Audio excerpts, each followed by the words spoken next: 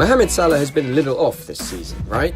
Well, he's not been scoring at the rate he was last season, with 3 goals in 6 Premier League appearances, and Liverpool have made a superb start to the Premier League, winning 6 out of 6, scoring 14 and conceding just 2. Is Salah underperforming? Well, his expected goals and assists per 90 figures have actually risen since last season. In other words, Salah is getting into better goal-scoring positions and creating better quality chances for his teammates than he was before. According to his underlying stats, he's only getting better. So why, in terms of actual goals and assists, is Salah not matching his previous output? Well, for a start, the Egyptian was finishing chances at an elite level last season.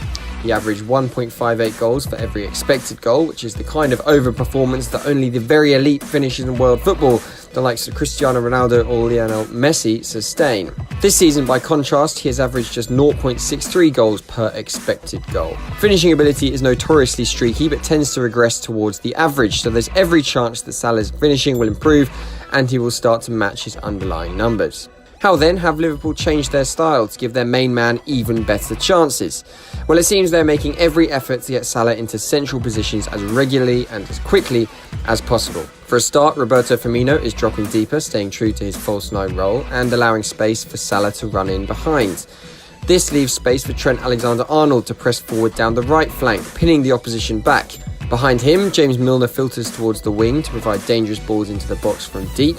Jorginho Wijnaldum or Jordan Henderson then step into Milner's vacant area, and suddenly Liverpool are overloading the opposition from all angles. The front three of Firmino, Salah and Sadio Mane are able to sit narrow, interacting with each other at close quarters because they have backup maintaining Liverpool's width. All of this means the Egyptian is freed up to act as a poacher, either from intricate through balls from those behind him, pullbacks from the overlapping fullbacks, or whipped crosses from deeper, wide positions. So, Liverpool fans need not worry when it comes to their prized number 11. He may not be finishing chances that well at the moment, but his underlying numbers are very good, and Liverpool are doing everything they can to support him.